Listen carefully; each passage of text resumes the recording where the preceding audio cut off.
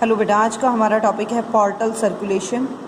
Portal circulation मतलब क्या है बेटा कि जहाँ पे एक ऑर्गन से दूसरे ऑर्गन में ब्लड की सप्लाई हो जाए, मतलब हार्ट को सप्लाई ना करके ब्लड एक ऑर्गन से दूसरे ऑर्गन में जब सप्लाई हो जाए तो उसे नाम देते हैं portal circulation.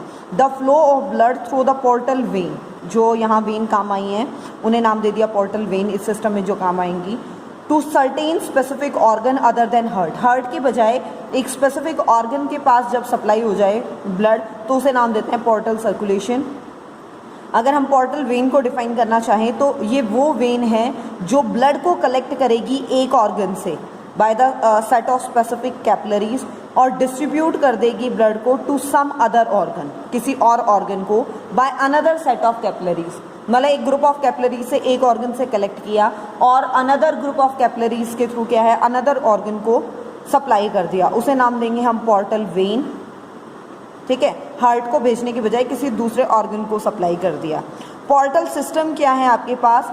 A portal vein with together the small vein by which it receives blood and capillaries by which it supplies blood to a specific organ. मतलब वो वेन और वो कैपिलरीज का सेट जिसके थ्रू क्या है ये एक ऑर्गन से ब्लड को कलेक्ट करती हैं और वो कैपिलरीज का सेट जिससे ये दूसरे ऑर्गन को सप्लाई करती है, उनके कंप्लीट ग्रुप को हम नाम देते हैं पोर्टल सिस्टम। जो वर्टिब्रेट हैं वो 2 से 3 पोर्टल सिस्टम उनके अंदर होते हैं।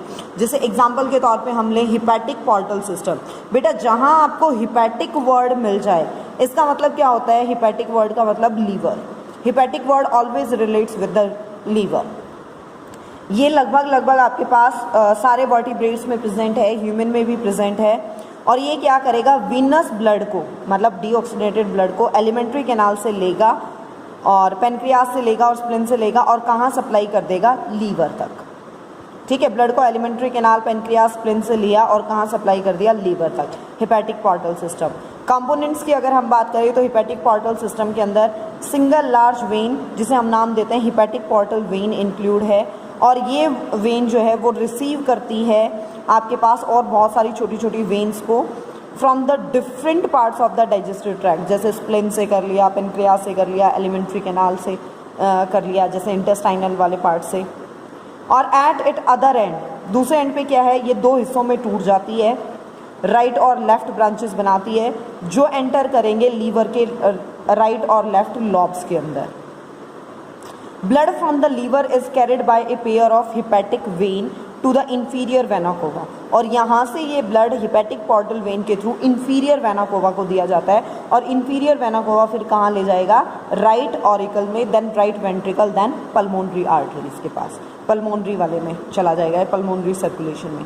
फ़ायदा क्या है? सिग्निफिकेंस क्या है इसका? It brings the digestion product, जो डाइजेशन के प्रोडक्ट है जैसे ग्लूकोज है, अमीनो एसिड है, जो एलिमेंट्री कैनाल के अंदर डाइजेस्ट हुए उन्हें वहाँ से लीवर तक पहुँचाता है और लीवर उन्हें कन्वर्ट करेगा, जो एक्सेस शुगर उनके अंदर है उनको ग्लाइकोजन के अंदर, जिसे हम ग्लाइकोजेनेसिस प्रोसेस भी बोलते हैं।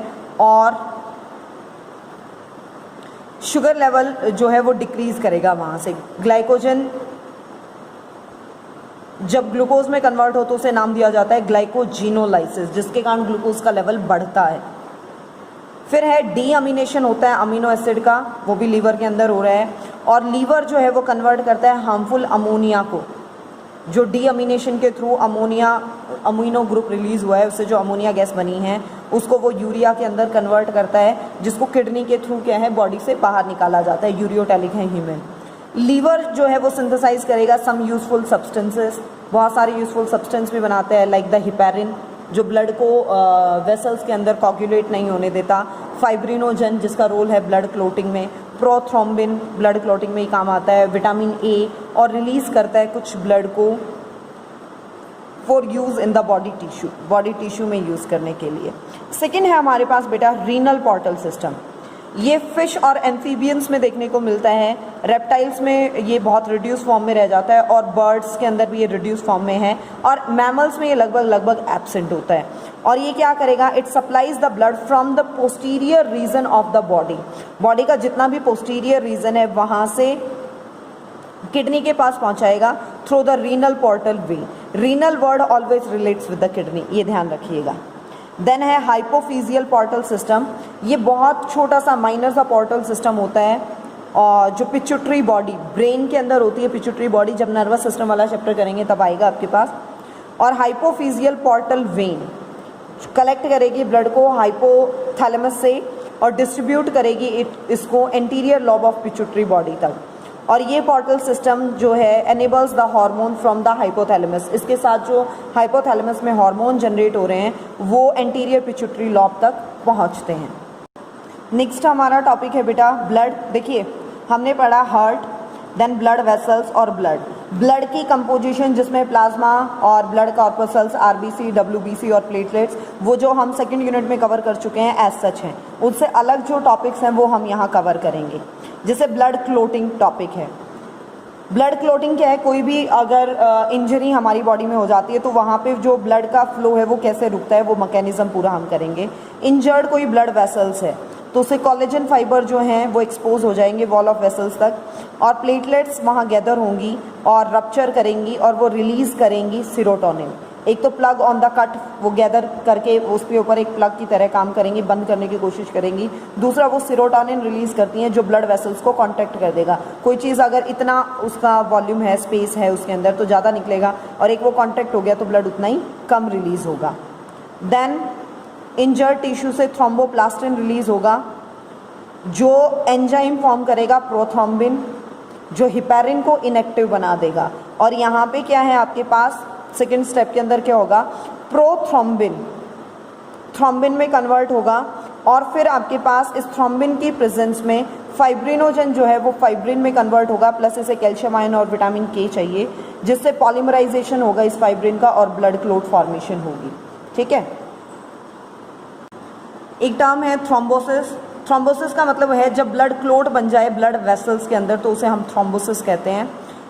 और एक है प्लूरोपोटेंट स्टेम सेल्स, जो आरबीसी हैं, डब्ल्यूबीसी हैं, प्लेटलेट्स हैं, वो अराइज करेंगी एक कॉमन सोर्स के थ्रू जिन्हें हम नाम देते हैं प्लूरोपोटेंट स्टेम सेल्स। ठीक है, रेड बोन मैरो के अंदर, तो उन्हें नाम दिया जाता है प्लूरोपोटेंट स्टेम सेल, जहाँ से ये सारी जो ब्लड कॉर्पसल्स हैं वो जनरेट करेंगी। और एक बात का मस्त ध्यान रखिएगा बेटा, ये नहीं है कि आपको यहाँ ब्लड की कंपोजिशन, स्ट्रक्चर और उनके फंक्शंस पढ़ने ही नहीं हैं, वो मस्ट आपको सेकेंड यूनिट से रिवाइज करने हैं। ठीक है जी।